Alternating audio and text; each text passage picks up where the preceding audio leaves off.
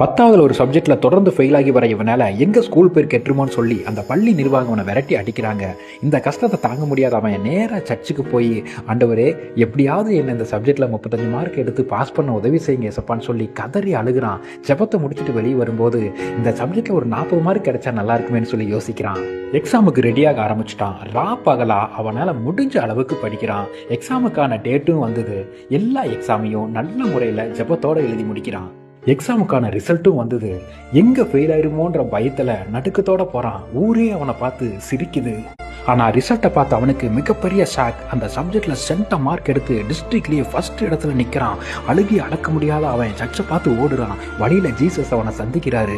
என்னப்பா சந்தோஷமா இருக்கியான்னு கேட்குறாரு. அழுதுகிட்டே சொல்கிறான், ஆமாம் ஆண்டவரே, நினைச்சதுக்கு மேலே அதிகமாக செஞ்சுட்டீங்களப்பாங்கிறான்.